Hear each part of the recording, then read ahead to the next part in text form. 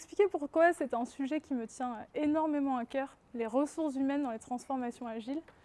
Là, je vais vraiment présenter ce sujet d'un point de vue, comme je vous disais, un retour d'expérience, mais qui va mettre la lumière sur les profils à qui l'agile n'a pas profité. C'est-à-dire ces personnes compétentes, motivées, qui ont vécu une transformation agile, mais à qui ça n'a pas profité. Et de mon point de vue, c'est parce que justement l'implication des RH était soit en retard, soit insuffisante, soit carrément inexistante. Donc c'est un peu ça l'angle du sujet. Alors, qui suis-je ? Donc Annabelle Goria, je suis coach agile. Je travaille actuellement chez Médiamétrie. C'est une société qui fait de la mesure d'audience, télévision, radio, internet. Moi, je travaille, donc je suis coach agile pour l'entité de la DSI qui se trouve à Sophia Antipolis. Je suis salariée de Guarani, donc je suis en mission chez Médiamétrie. Guarani, c'est une société de conseils et de services dans le numérique. Et si vous avez des questions par rapport à Guarani, j'ai Quentin ici dans la salle qui représente l'entreprise, n'hésitez pas. Je suis, contrairement à d'autres coachs agiles que j'ai pu croiser dans ma vie, je ne suis pas du monde de l'ingénierie informatique. Je n'ai jamais été chef de projet SI, je n'ai jamais été développeuse, je n'ai jamais été testeuse. Moi, je viens du monde du recrutement. Et avant ça, j'ai fait une école de commerce au Canada. En fait, donc, j'ai fait une école de commerce au Canada, je me suis spécialisée en management des organisations. Ce qui m'intéressait, c'était plutôt l'entreprise dans sa globalité plutôt qu'un service en particulier. Et en arrivant, en revenant en France, je me suis installée à Paris. Et j'ai lancé ma carrière dans le recrutement parce que c'était pour moi un bon moyen de comprendre les attentes des organisations et des populations pour rendre les organisations plus performantes par l'humain. Donc c'est vraiment le fil conducteur. Et je recrutais notamment des profils agiles, donc des product owners, des scrum masters, des coachs agiles et d'autres profils complémentaires. Et pour mieux recruter, je me suis moi-même auto-formée, intéressée à ces métiers-là. Et puis pour mieux fidéliser nos collaborateurs, j'ai fait du suivi de collaborateurs. Et donc en m'approchant de plus près de la théorie et de la réalité chez nos clients, je me suis rendu compte que les problématiques étaient passionnantes et tout à fait en lien avec ce que j'avais étudié et toutes les problématiques que je pouvais rencontrer dans le recrutement. Du coup, à l'époque, je travaillais chez OB, qui est une société de services numériques de 6000 personnes, une entreprise française cotée en bourse, qui est une très belle boîte. Et j'ai émis le souhait de pouvoir évoluer vers ces métiers de l'agile. Et ma direction m'a fait confiance. Et c'est là où j'ai commencé mes expériences de coach agile. Alors l'idée, c'est par ce parcours un petit peu atypique de revenir sur mes principaux apprentissages.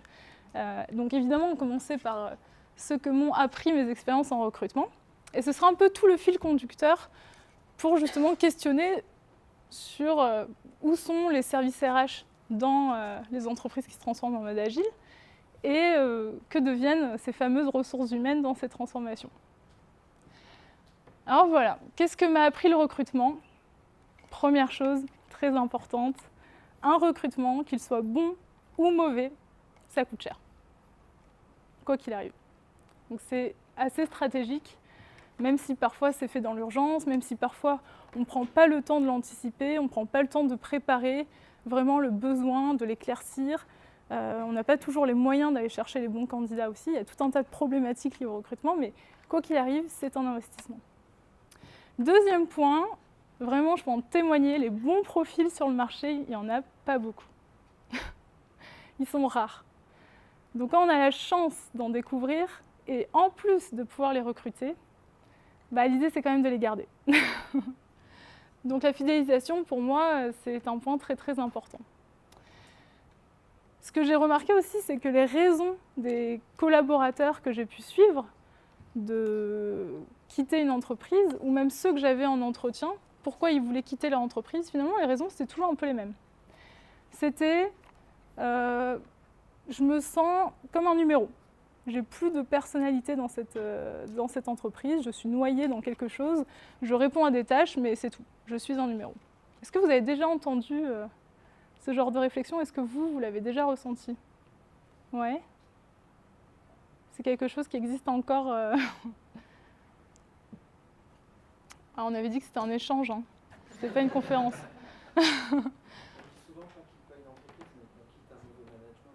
Ah, mais c'était un de mes points, bien vu.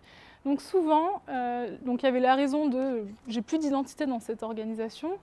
Deuxième point, j'ai des collègues ou un management toxique, donc lié aux équipes, vraiment, je peux plus être moi-même, j'ai des bâtons dans les roues et je ne me sens plus à l'aise dans cette posture. Et le troisième point aussi, c'est je n'ai plus de perspective. Ou carrément, je n'ai pas de perspective. Donc en fait, je fais mon maximum, mais je ne vois pas comment je vais pouvoir évoluer.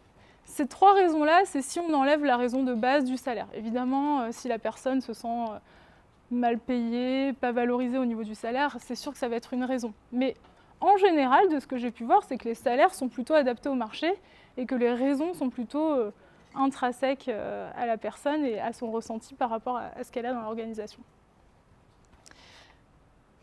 Alors, ce qui s'est passé quand j'étais au recrutement d'OB et qu'on cherchait à vraiment rendre le département plus performant par un très bon recrutement et de la quantité aussi, c'est aussi de fidéliser les collaborateurs qu'on recrutait pour justement assurer cette pérennité.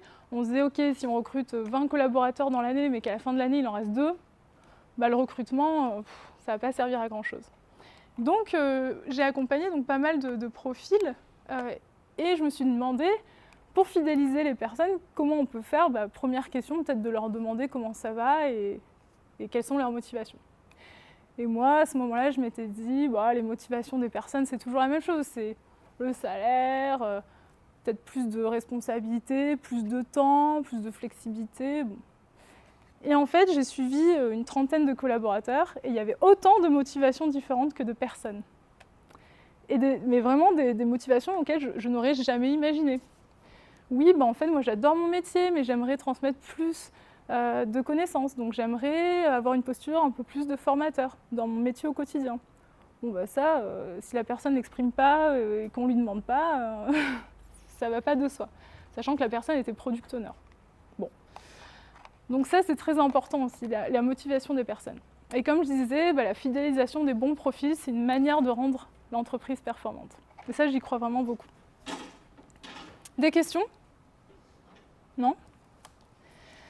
Alors, ce que m'ont appris mes expériences de coaching agile sur le terrain. Alors là, c'est vraiment subjectif. Je vais vous raconter en fait trois histoires que j'ai vécues et qui vont, on va dire, illustrer ces trois sujets. L'évolution de carrière cloisonnée, l'hémorragie de talent interne et en fait les Scrum Masters internes qui sont très rares. Et ça va faire le lien donc avec, pour moi, l'importance d'une vraie politique RH qui se rapproche du terrain de ces réalités-là. Donc première histoire, c'est l'histoire d'un product owner que j'ai rencontré. Donc je travaillais comme coach agile dans une grosse boîte de l'industrie automobile. J'arrivais pour accompagner le lancement notamment d'une équipe en mode agile. Et c'était un produit qui n'existait pas. Donc deuxième jour, je me retrouve dans une salle avec tous les managers, responsables de l'IT, responsables du département logistique, responsables de la partie des usines qui étaient concernées par l'outil, responsables des fournisseurs liés à l'outil. Et je leur explique voilà, la démarche, comment on peut organiser tout ça. Et vient évidemment à un moment la question des rôles et responsabilités dans l'équipe qui n'existait pas encore. Donc j'exprime un peu tout ça. Et donc je pose la question, voilà, je vous ai expliqué ce qu'était un product owner, son rôle, ses responsabilités. Est-ce que vous pensez à quelqu'un dans vos différents départements qui pourrait être la personne idéale pour ce poste-là? Gros blanc. Bon. Je me suis dit, j'ai pas été claire. C'est nouveau, c'est des nouvelles notions, donc je réexplique. Je dis, qu'est-ce que vous n'avez pas compris? Toujours en blanc. Donc j'essaye de leur proposer un petit atelier, de faire appel à leur créativité pour qu'ils puissent se remémorer, faire le lien entre les compétences attendues et les profils de leurs différents départements. Toujours en blanc. Donc là, j'étais un peu désœuvrée, hein. Ça faisait 20 minutes que tout le monde se regardait, que les mouches volaient, que moi je m'agitais au milieu, j'avais aucun moyen de faire avancer la discussion. Donc j'ai quand même senti qu'il y avait un blocage quelque part. Et heureusement, la représentante des usines, qui avait une personnalité plutôt directe, a fini par dire « Bon Annabelle, ok, tu es en train de nous expliquer qu'un product owner il fait ça. Les compétences recherchées, c'est ça, l'aptitude recherchée, etc., la posture, c'est ça. Bah, on l'a, notre personne. » Et donc là, elle montre du doigt quelqu'un dans la salle. Toujours en blanc. Là, je me dis, qu'est-ce qu'on va faire ? Donc la personne, évidemment, n'osait pas se dire « Oui, je veux être product owner » ou « Non, je ne veux pas être product owner » parce qu'il y avait son manager dans la salle. Il s'était dit « Il ne faudrait surtout pas que je lui prenne sa place si lui-même voulait être product owner ».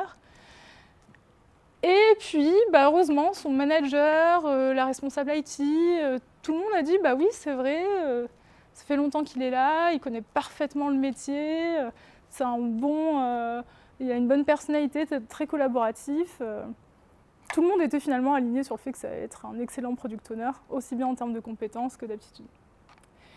Bon, la réunion se termine, après d'autres sujets, et là, ce fameux product owner vient me voir et me dit « Annabelle, tu ne te rends pas compte ? Certes, j'ai de l'expérience, mais moi, l'IT, je ne connais pas du tout. » Je lui dis « Mais il n'y a pas de souci, on va t'accompagner. Ce qui compte pour toi, c'est de connaître le produit et de savoir exprimer tes besoins. Tu ne seras pas tout seul, on va t'accompagner. » Et là, en creusant un peu les sujets avec lui, je me suis rendu compte qu'il y avait une aberration RH cachée derrière tout ça. Ce monsieur, il avait 43 ans, à l'époque, il n'est pas mort, mais je ne parle pas d'aujourd'hui, je parle d'il y a 2 ans. Donc 43 ans, lui, il n'a pas fait beaucoup d'études, il n'a pas un bac+5, il est rentré directement dans cette entreprise.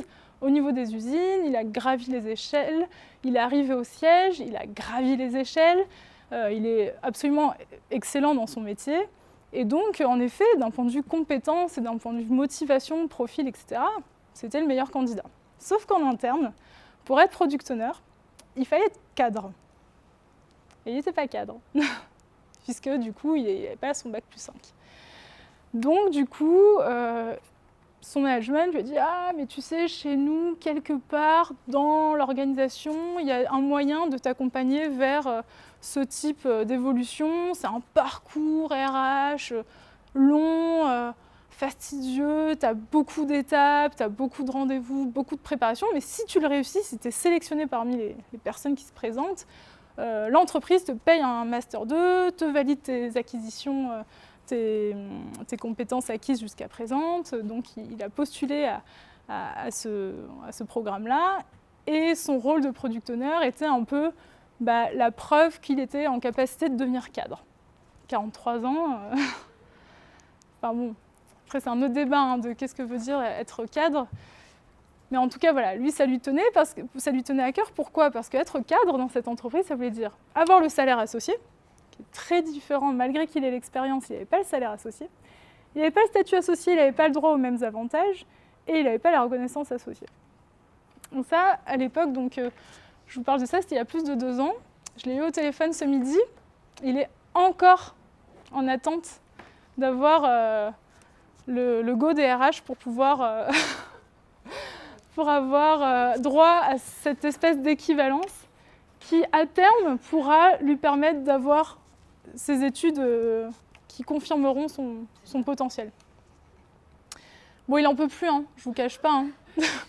Il est au bout de sa vie.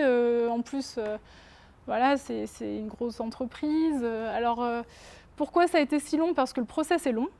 Mais en plus, son manager, qui est très bon dans le métier, mais qui, en termes de manager, n'est pas ultra compétent, mais c'est parce que lui, il n'a jamais trop demandé à être manager, c'est juste qu'en évoluant, en ayant de l'expérience, il s'est retrouvé manager.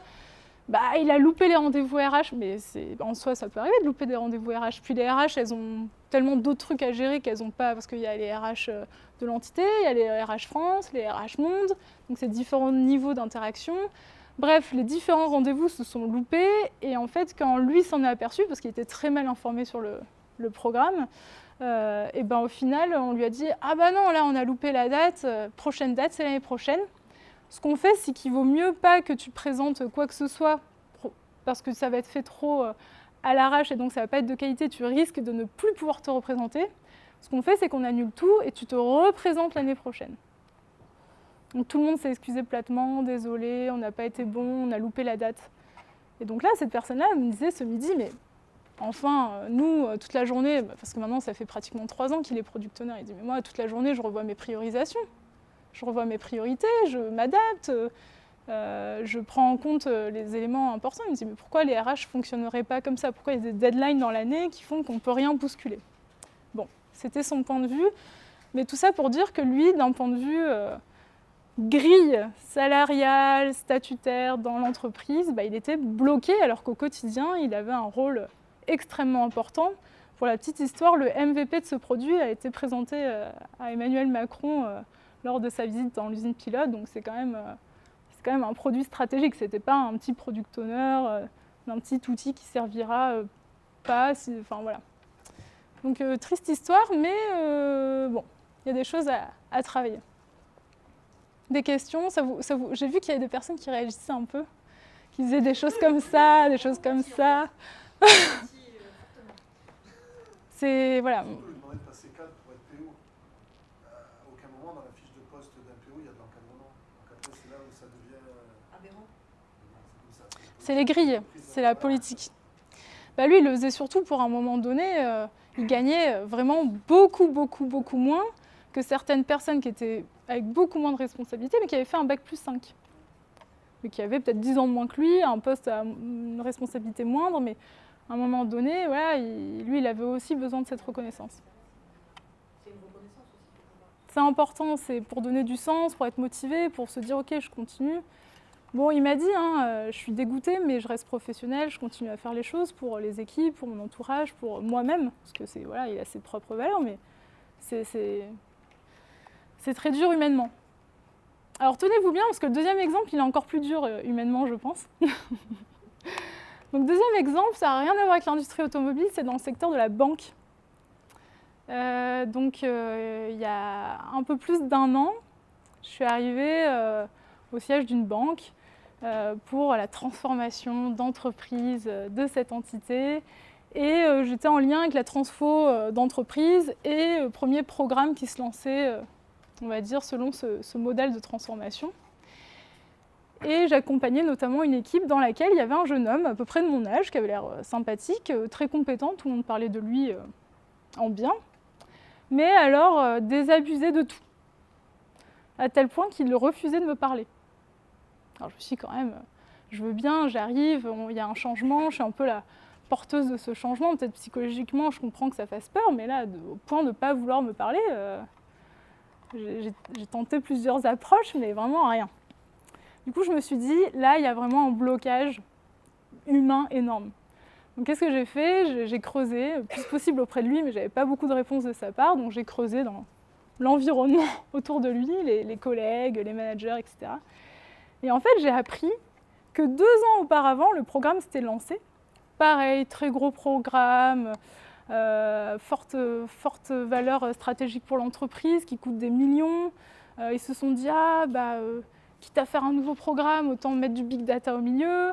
Donc ils ont commencé en cycle en V comme il faut. Et puis au bout de quelques mois, évidemment, ils galéraient sur certains sujets parce que technologiquement, c'était assez compliqué à construire. Et là, il y a quelqu'un qui est passé dans les couloirs qui a dit « Ah, mais attendez, faites de l'agile, ça va régler tous vos soucis. » Ah, ok, bon, d'accord, il n'y avait même pas l'infrastructure. C'était vraiment... Donc ils se sont dit, ok, on va faire de l'agile. Alors c'est quoi l'agile? Ah oui, c'est au niveau des équipes, il y a du Scrum, du Kanban, on ne sait pas trop la différence, on fait un peu des deux. Et donc là, qu'est-ce qu'ils ont fait? Ils sont allés, je vous le fais parce que je l'imagine tellement bien, ils sont allés sur un tableau comme ça, ils ont dit, ok, l'agile, Scrum, c'est 3 rôles. PO, Scrum Master, Dev, et dans Dev, il y a plein de trucs. Et là, ils avaient le programme face à eux, une centaine de personnes quand même, et ils ont dit aux personnes, allez-y, sur un post-it, mettez votre nom sur la catégorie que vous souhaitez faire. Bon, ils avaient eu 2 jours de formation sur qu'est-ce que Scrum. Ça suffisait amplement pour déterminer sa future carrière. Et donc là, ce jeune homme, lui, donc pur produit de l'entreprise, très bonne école, recruté en stage de fin d'études, embauché en CDI par la suite. Et là, on était donc 11 ans plus tard, donc super bon fonctionnellement, super bon techniquement. Embauché sur ce programme au tout début pour monter les équipes, monter l'infrastructure, être chef de projet et gérer les budgets. Ce qu'il faut savoir dans cette entreprise, c'est qu'en gros, on commence dev, puis on est leader technique, et puis ensuite on est chef de projet, puis ensuite on est manager, puis manager de programme. Donc la carrière dans cette entreprise, on peut y rester toute notre vie. Tout est clair. Donc lui, il en était au niveau vraiment un peu manager d'équipe. Et il s'est dit, bah mince, je vais me mettre où moi ? Alors lui, au fond de lui, ce qui comptait pour lui, c'était de faire avancer le projet. Donc il s'est dit, là j'ai les compétences, mais je vais être côté métier, moi je veux vraiment faire avancer le projet, voir que les choses avancent. Bon là, ok, c'est un peu ce que je fais aujourd'hui, quoi, management, collaboration d'équipe, mais bon, c'est l'agile, je connais pas trop. Il s'est dit, bon bah, je vais me mettre là, parce que là au moins, je pourrais faire avancer les choses. Donc il s'est mis là. Croyez-le ou pas, 2 ans après, quand je l'ai rencontré, il passait ses journées sur un fichier Excel à changer les espaces en 0. Parce que dans l'application, ça permettait de débloquer des situations et de faire rentrer des flux pour en sortir des reportings. Donc autant vous dire qu'il faisait plus de budget, il faisait plus de coordination d'équipe, il était tout seul dans son coin, on lui balançait des user stories, et puis finalement, c'était tout.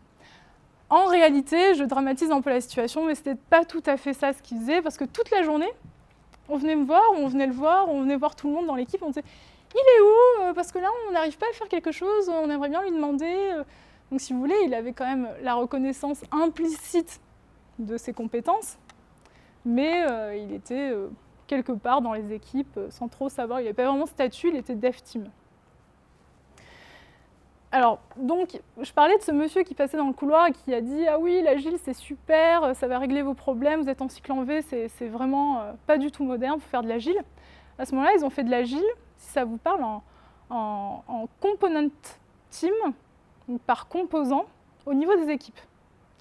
Là, ils ont vu qu'il y avait beaucoup trop de dépendance entre les équipes, il y avait 6 équipes, ils se sont dit « Oh là là, c'est compliqué pour prioriser. » Quelques mois plus tard, ils se sont dit « Non, génial, super bonne idée, on va faire de l'agile en feature team, mais toujours au niveau des équipes. » Donc ils se sont dit, on va mettre une personne de chaque composant dans une équipe qui du coup pourra traiter les demandes clients de bout en bout. Ça ne marchait toujours pas, parce qu'on en était vraiment en amont du programme. Et donc moi je suis arrivée pour la 4e réorg, en 2 ans, qui avait pour vocation de faire de l'agilité à l'échelle du programme, plus uniquement au niveau des équipes, mais de repasser en component team, même si ce n'est pas toujours la pratique qui est préconisée dans la théorie, parce qu'il y avait cette partie Big Data, Data Hub, qui avait trop de retard techniquement et qui, en fait, bloquait toutes les autres équipes.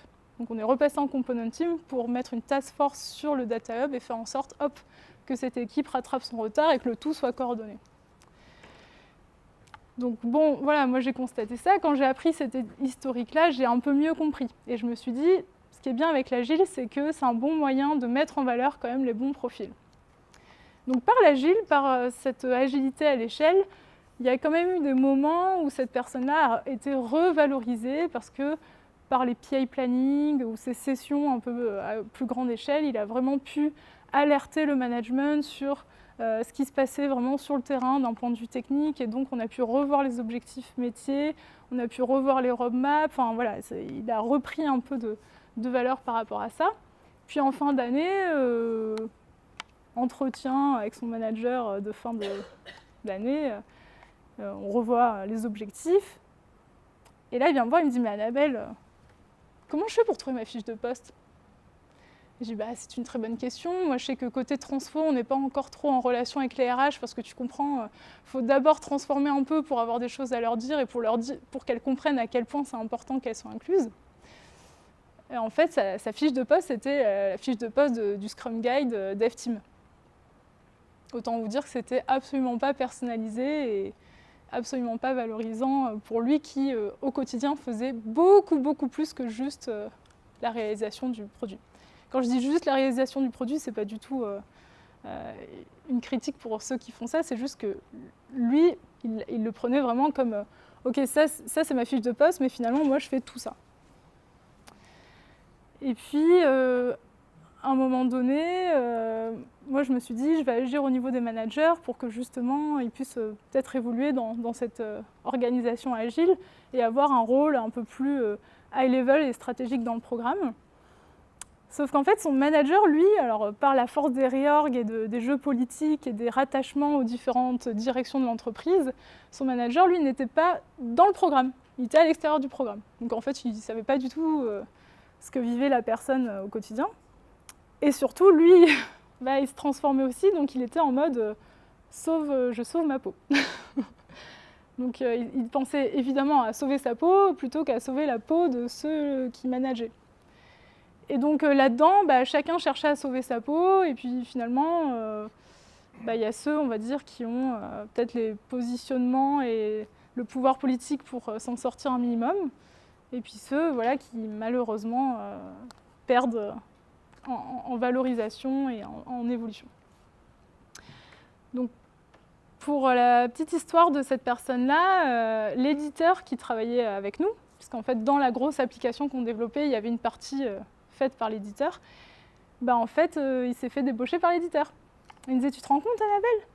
Le manager qui gère la partie de l'éditeur connaît mieux mon travail que mon propre manager, alors que ça fait 11 ans que je suis dans cette entreprise, que je suis dédiée depuis 11 ans à cette entreprise. Bon, au final, je vous rassure, tout va bien, j'ai des nouvelles, il a pu évoluer, mais au fond de lui, il ne serait jamais parti de cette entreprise. Parce que c'est une grosse boîte, il y a plein de choses à faire, il avait capitalisé une certaine expertise sur beaucoup de sujets, fonctionnels et techniques. Il ne serait jamais parti si ça s'était passé différemment. Aussi, pour la petite histoire, il a quand même fini par croiser les RH à un moment donné, au moment de la démission. Et donc là, je lui dis, raconte-moi, qu'est-ce qui s'est passé ? Il me dit, voilà, j'ai rencontré le RH et il m'a dit, mais alors, qu'est-ce qu'on aurait pu faire pour te garder ? Et là, là, il était trop tard. Il était trop tard. Et donc, sa réponse, il s'est dit, on me pose la question, l'idée c'est que ça serve pour les futurs, mais c'est de faire en sorte que s'il avait été suivi peut-être d'un point de vue carrière, d'un point de vue RH, dans ce contexte de réorganisation qui est très instable pour les humains de l'entreprise et les carrières de l'entreprise, peut-être que les choses auraient été mieux faites, ou en tout cas, on se serait peut-être posé d'autres questions plus tôt.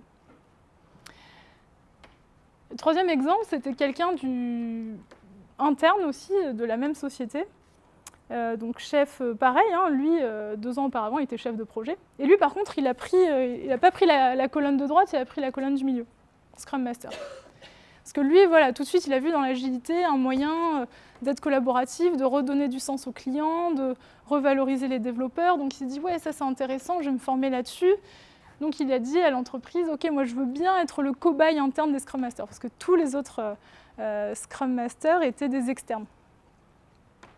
Sauf que quelques mois plus tard, le souci étant toujours le même, c'est que les fiches de poste en interne de Scrum Master n'étant pas faites ou ayant été faites, mais pas réfléchies sur quel est le canal de carrière qui attend ces collaborateurs-là, comment on va justifier aussi de ce nouveau poste, parce que comme je vous parlais tout à l'heure du process classique de dev, chef de projet, chef de programme, etc. Scrum Master, qu'est-ce qu'il fait après, une fois qu'il a été Scrum Master, qu'est-ce qu'il devient ? Donc, du coup, cette personne-là était bien Scrum Master, mais en fait, autour de lui, tout le monde lui disait « Ouais, Scrum Master, c'est nul, on ne sait pas à quoi ils servent. » Et donc, il n'était pas du tout valorisé. Et puis finalement, lui essayait de prendre des initiatives, mais il n'avait pas le pouvoir nécessaire ou la valorisation nécessaire de son poste pour y arriver. Réaction ? Ça vous parle ? Moi, je vous avoue, c'est 3 profils. À des âges différents. Ils ont comme je vous disais, c'est pas que des juniors ou que des seniors, c'est des profils différents, profil métier, profil technique. Ces profils-là, moi, quand je les ai croisés sur le terrain, je me suis dit, waouh, ils sont compétents, ils sont motivés, ils sont à l'écoute, ils se remettent en question, ils se forment, ils vont chercher des idées, ils collaborent avec les autres. Sauf que Ça, c'est ce que j'ai constaté. Donc, en tant qu'ancienne recruteuse, je me suis dit, ces profils-là, ils sont magiques dans cette entreprise. Sauf qu'en réalité, l'écosystème, on va dire, organisationnel ont fait qu'ils se sont épuisés ou que finalement, ils finiront par partir. Et là, en termes de connaissances et de stabilité pour l'entreprise, ça n'a pas contribué à la performance des projets, ça c'est sûr. Ah oui, quand même. Qu'est-ce que m'a appris la théorie agile?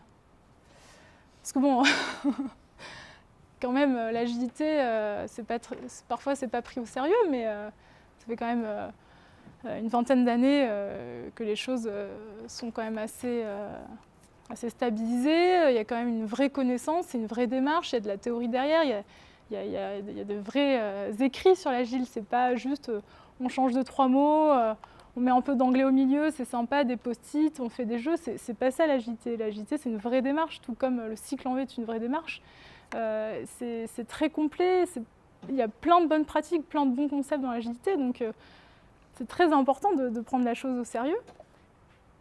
Et dans la théorie, on parle beaucoup de valeurs agiles. Alors comme je ne parle pas des frameworks et compagnie, mais moi ce que je retiens, c'est qu'on parle beaucoup de valeurs, transparence, confiance, courage.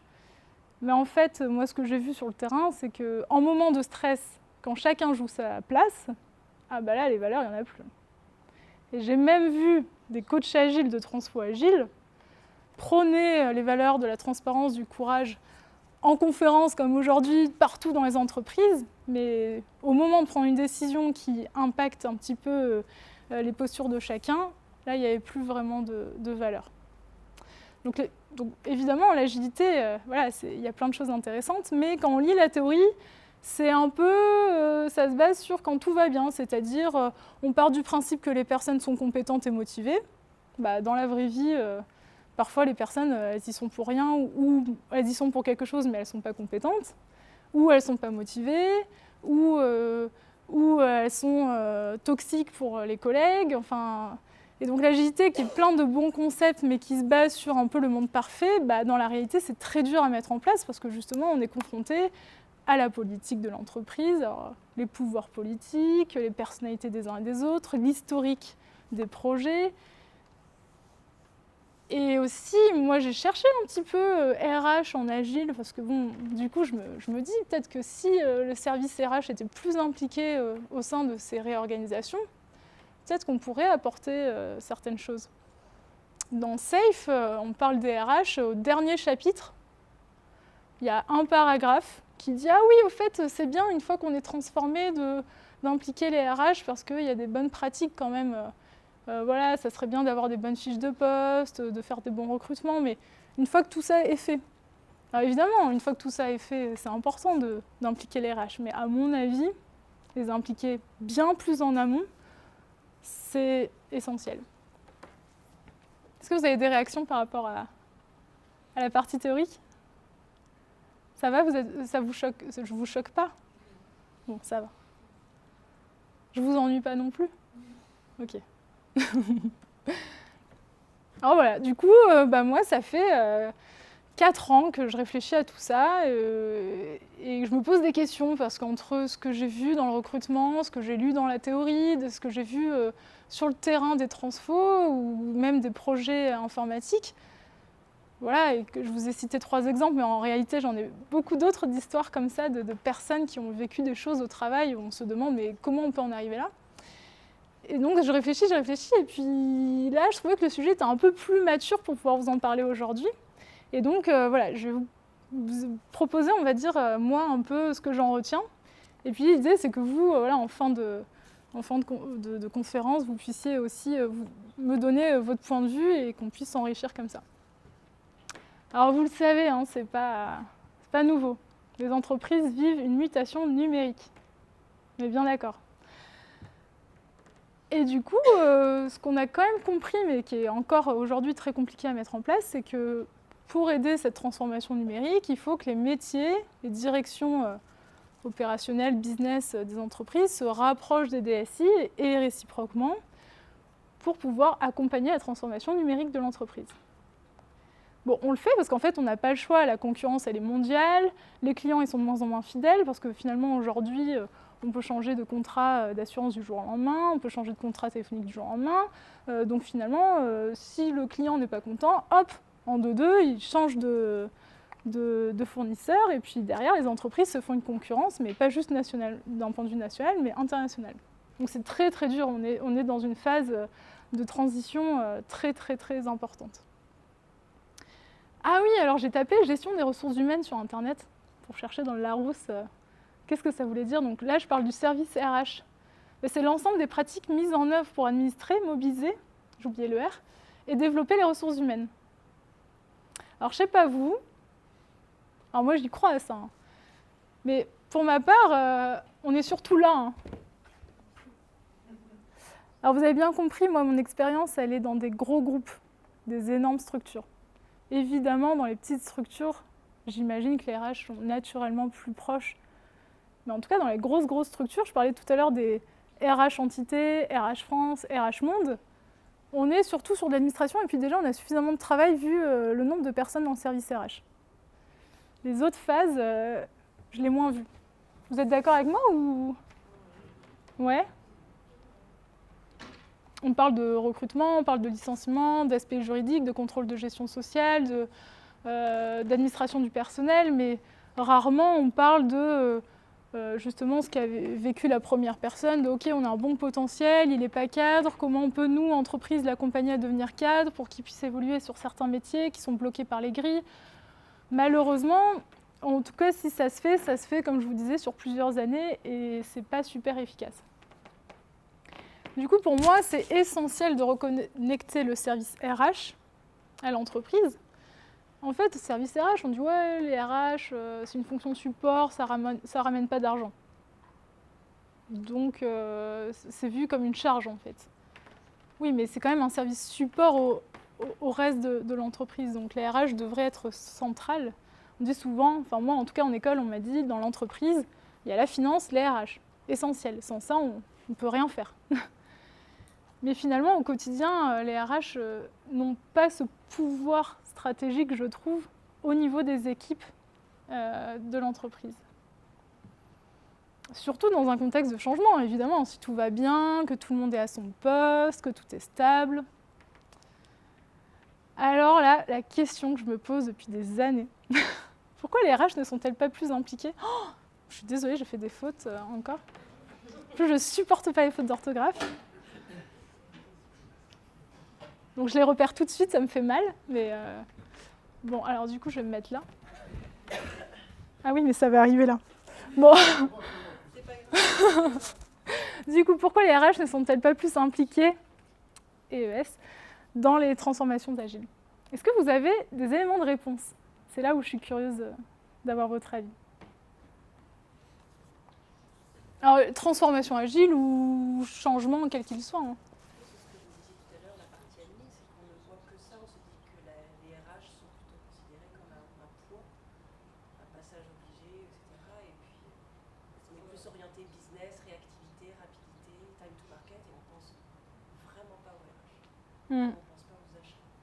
Oui, alors j'avais mis dans mon pitch la partie achat, mais je me suis dit que là, il nous fallait encore une heure de plus. RH, c'est déjà très bien, mais pour moi, les achats, pour vous dire, dans l'expérience bancaire, dans l'équipe, il y avait un interne, celui dont je vous ai raconté l'histoire. Tous les autres, c'était des externes. Alors, évidemment, la partie achat est très importante, mais c'est encore un autre sujet. Oui, je suis d'accord. D'autres idées ? Il n'y avait pas des RH Qu'est-ce que vous ressentez, vous, à votre niveau ? Moi, je ne suis pas très concernée par les transformations agiles, parce que moi, je suis dans le tourisme, donc je ne suis pas dans un milieu SI fort. Nous, on a subi une transformation plutôt organisationnelle, et les RH sont plutôt au cœur du pilotage des transformations. Donc, et c'est une grosse société ? Voilà. Alors, je ne sais pas à quoi ça commence, à partir de combien ça commence gros. Non, mais... En moyenne mensuelle, on est 900. Ouais, c'est quand même pas mal. Après, on est en multisite, c'est des villages de vacances, multisites. Voilà, donc on est sur 80% d'emplois saisonniers, on est dans un secteur spécifique. Très tendu aussi. Voilà, avec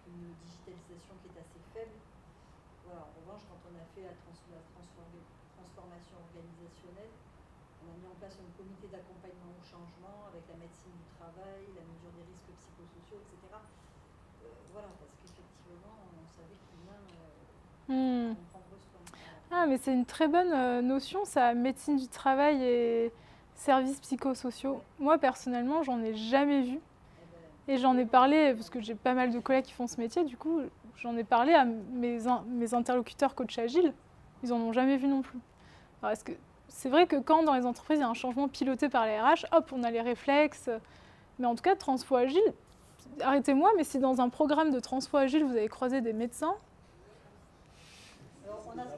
ou des psychologues, non. Pas le médecin, mais du coup, comme les médecins du travail, en fait, on les paye assez cher. Oui, bah, bien sûr, c'est... Dans ce service-là, on n'y pense pas assez souvent, mais il y a des ergonomes, des psychologues du travail, et ils nous ont accompagnés Bien sûr. en amont du projet, et eux-mêmes étaient assez surpris. Exactement.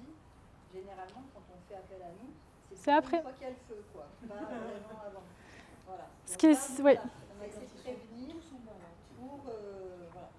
Ce qui est sûr, c'est que dans les 2 grosses entreprises dont je vous ai parlé, vu la taille, c'est sûr qu'il y a des services de ce genre-là, psychologie du travail, médecine du travail. Mais on n'y pense pas, c'est un peu comme les RH, on se dit, bon, on est dans notre monde. C'est vrai qu'on a fait un comité avec une enquête et des entretiens en 2 phases, etc. Ça a été très apprécié. Bah oui, c'est rassurant aussi. Ça veut dire quelque part, il y a une RH qui fonctionne normalement.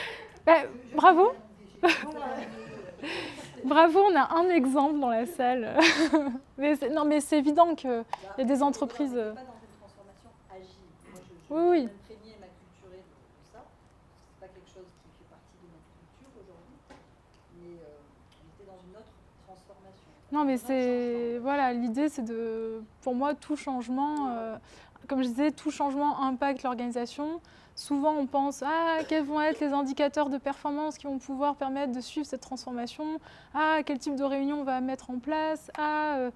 Mais en fait, on ne fait pas une analyse d'impact humain suffisante. On fait une analyse d'impact, mais pas toujours humain. Et surtout, on ne la suit pas dans le temps. Parce que, voilà, moi, ce que je pense vraiment, c'est que oui, les transfo agiles vont dire « Mais attends, tu plaisantes, nous, on les forme, les product owners, on les forme, les scrum masters. » Oui, vous les formez. Mais ce n'est pas parce qu'on forme quelqu'un à un métier qu'il incarne ce métier. Il lui faut du temps, il a aussi son expérience, ses réflexes. C'est dans le temps que ça se joue. C'est pas juste, voilà, je t'ai fait une formation de 2 heures et c'est bon, tu es product owner. Est-ce qu'il y a d'autres idées ? Est-ce que la transformation n'est pas portée par les RH ?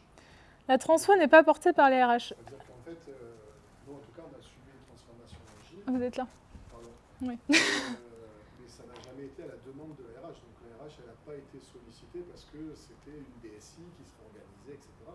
Et puis ça n'existe pas dans les grilles de la... Nous, le problème que vous avez derrière vous, PO, Scrum Master et Dev, c'est omniprésent. Les anciens chefs de projet sont la plupart devenus des PO parce qu'ils connaissaient et la technique et le fonctionnel.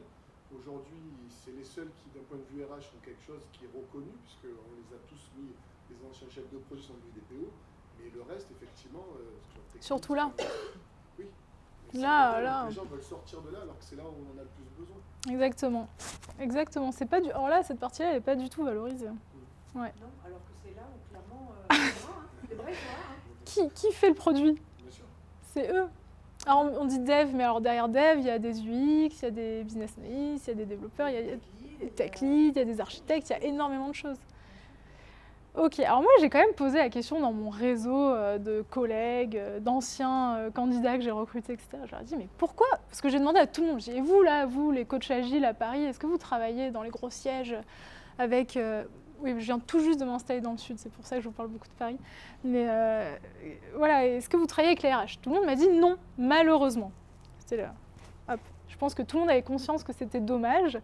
Et je leur ai demandé, mais pourquoi ? Ils m'ont dit, mais tu comprends, si on va voir les RH tout de suite, en leur parlant de la transformation, on risque d'avoir les syndicats sur le dos. Puis alors déjà qu'on a tout le reste à gérer, la prod qui ne veut pas parler aux devs, les devs qui ne veulent pas parler au métier, et inversement. Si en plus on a les syndicats, les RH, on va nous restreindre sur beaucoup d'éléments.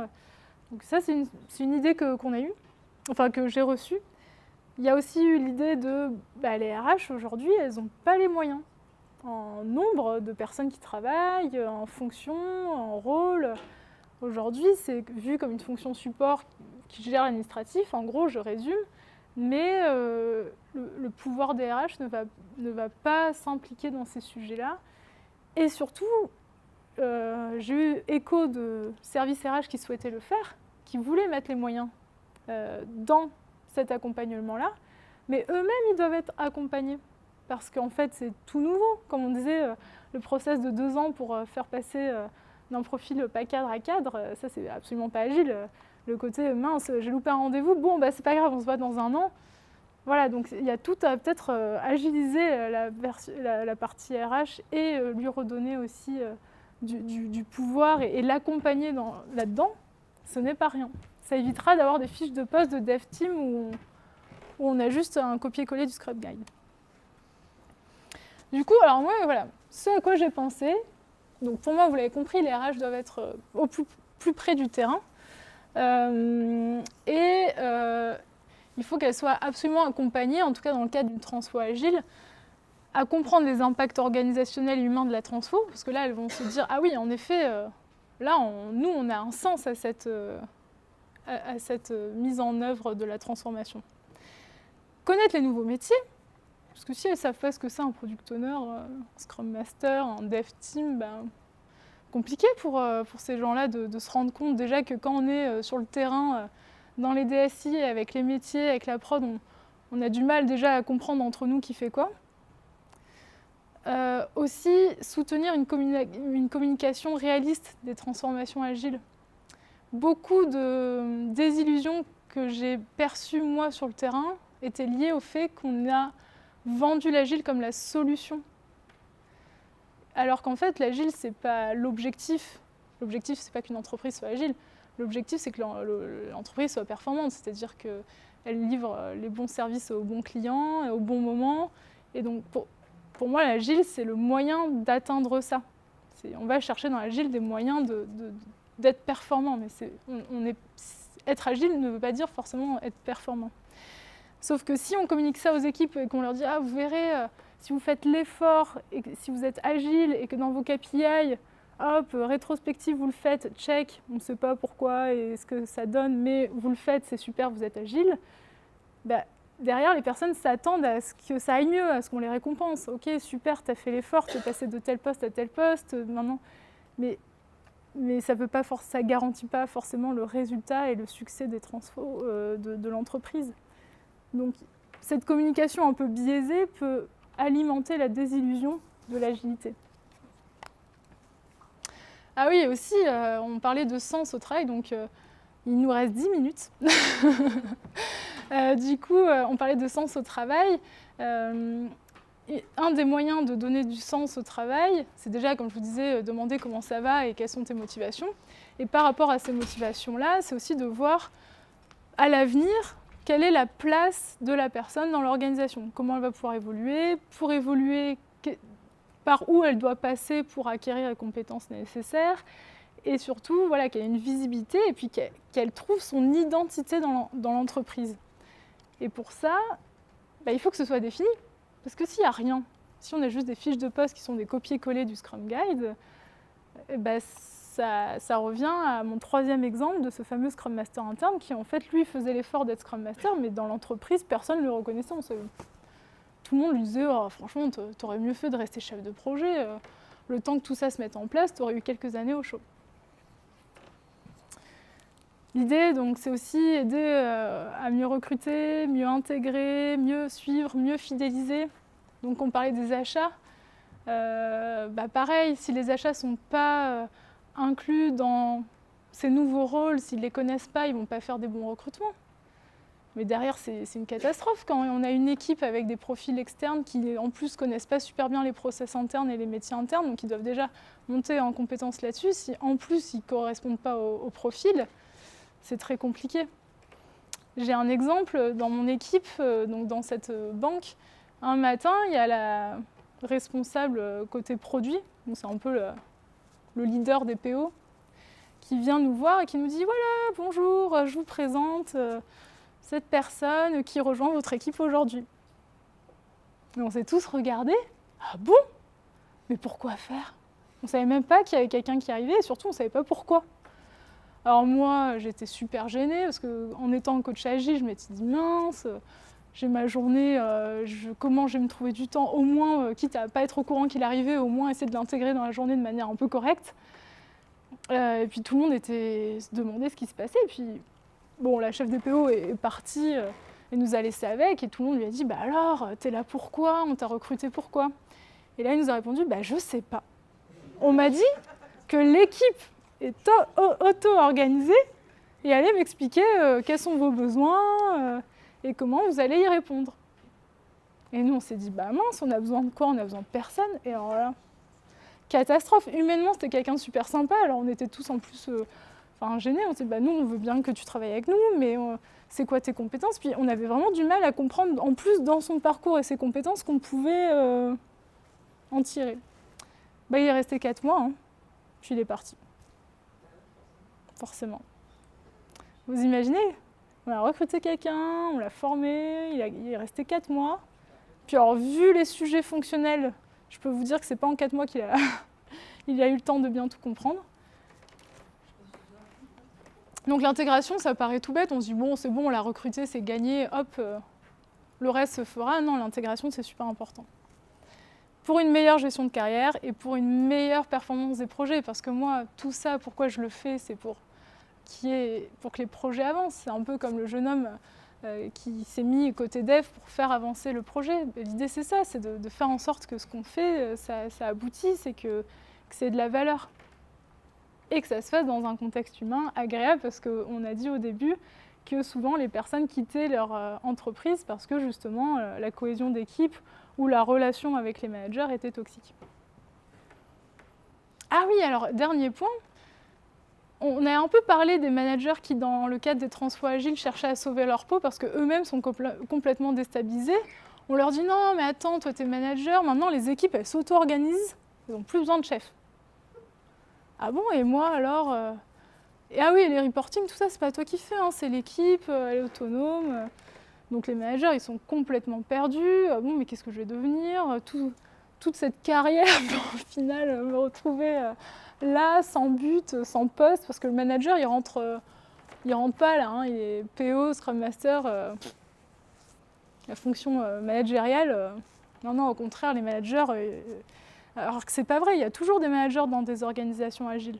C'est juste que leur fonction différencie un peu. C'est plus seulement ceux qui font descendre l'info de tout là-haut et qui font remonter à tout là-haut les chiffres des reportings qui sont toujours au vert en général alors que c'est la catastrophe. C'est plus ça en fait. Le manager, il a un vrai rôle de leadership. Mais qui dit vrai rôle de leadership dit, 5 minutes, dit posture, aptitude, peut-être outils aussi. Enfin, je veux dire, je fais une école de commerce, le management, il y a des vrais outils de management. C'est pas juste on est sympa à l'écoute et puis on a un leadership naturel. Non, il y a aussi des outils. Là, le souci, c'est que souvent, moi, les managers que j'ai croisés, c'est souvent des anciens devs, puis des profils techniques qui ont été extrêmement bons, ont évolué, puis à un moment donné, dans l'organisation, ils deviennent managers parce que c'est leur seul moyen d'évoluer. Mais en fait, ces gens-là, ils n'ont pas du tout envie d'être managers. Gérer les équipes, mais quel métier, franchement, il faut le vouloir d'être manager. Parce qu'on a la pression du haut, alors si on a une équipe sympa, collaborative, c'est top, mais la plupart du temps, les équipes, elles ne font pas de cadeau management. Puis entre managers, ils se tirent dans les pattes aussi. Ça, on le voit aussi très souvent. Franchement, pour être manager, il faut vraiment le vouloir, c'est pas un cadeau. Alors que dans les entreprises, c'est un peu présenté comme bravo, on te félicite, tu deviens manager. Et voilà. Et résultat, il y a des managers qui déjà, n'avaient pas envie, et même s'ils avaient eu envie, ils ne sont pas accompagnés, parce que finalement, c'est rare dans la vie de l'entreprise où justement les RH se disent « Ah, on va former nos collaborateurs à devenir, à évoluer, à passer sur ce poste. » Du coup, chacun sauve sa peau, chacun a ses intérêts quand même très personnels, et puis dans une grosse boîte où on est de toute façon un numéro, c'est bien aussi de se la jouer un peu perso, parce que sinon, voilà, je suis un peu provocatrice dans ce que je dis, mais c'est un peu comme ça que ça se passe quand même. Alors que les RH, elles vont pas se dire oui, moi je suis plutôt côté dev, ou moi je suis plutôt côté management, ou moi je suis plutôt côté département de la prod. Non, les RH, ce qu'elles veulent, c'est que l'entreprise avance. Du coup, ça pourrait être on va dire, ce lien neutre entre le management et les équipes. C'est-à-dire que dans mon exemple de tout à l'heure, où le collaborateur est dans un programme et son manager hiérarchique est ailleurs dans l'organisation, finalement, elle pourrait être le lien aussi si elle était sur le terrain. Elle pourrait juger, parce que parfois il y a des managements qui sont des managers ou des personnes, des équipes qui ne sont pas objectifs par rapport à leur relation managériale.